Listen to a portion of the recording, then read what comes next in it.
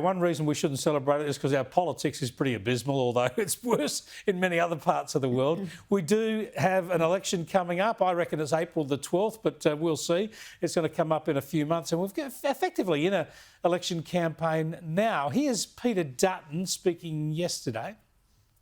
A newly elected coalition government is the last chance to reverse this decline. Mr Albanese, who loves fighting Tories and who always plays the man and not the ball, has characterised this election for Australians as a future war. For him, what matters most is the political victory, whereas I want our country to be victorious.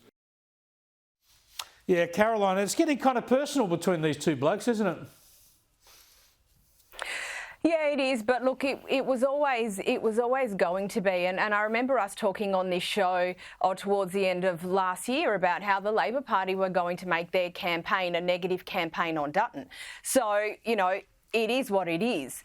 But I mean, Peter makes a perfectly good point there. And I wrote a piece that was published over the weekend, Chris, about how, you know, in other places around the world, and this was in particular in relation to Canada, but also talking about New Zealand, how it seems like the voters are falling out of love with progressivism. So this you know, cutesy, cuddly kindness politics, cuddle economics that we're all promised was going to deliver utopia has delivered, you know, some pretty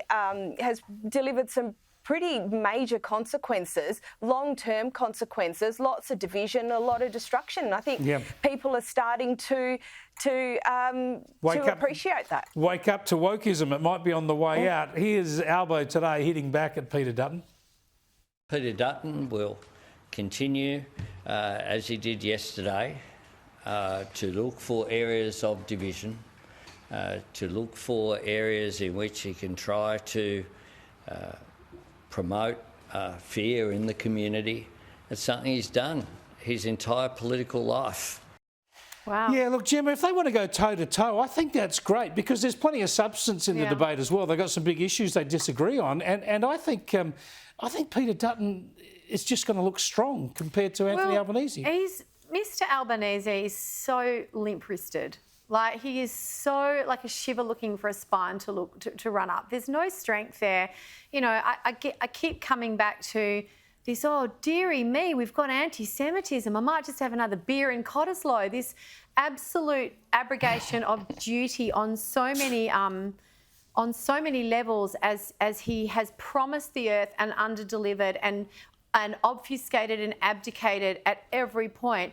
He's not even convincing in that grab that we just saw. I mean, it was like he was a bit bloody bored and dreaming of Copacabana. I don't know. But if they want Why wouldn't he? I mean, if they want to go toe-to-toe, I agree. I think Mr Albanese is going to come off second best. And this is the point. He's the government.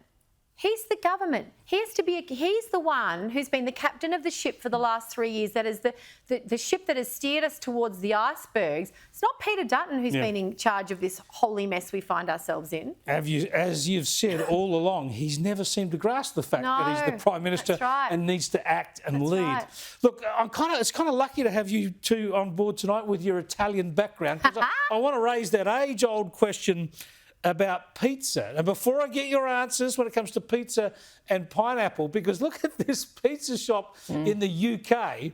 They think it's an abomination to put pineapple on a pizza, so they're having a Hawaiian pizza, but they're charging nearly $200 for it as a disincentive. Brilliant. Now, all right, a brilliant tactic, Gemma, but do you agree with the sentiment? 100%. Pineapple on pizza is not a thing. If you go to Italy, you will be mocked, just as if you try to order a cappuccino after 11 o'clock in the morning. It is not an all-day coffee. It's a breakfast coffee. Topping it up is not a thing.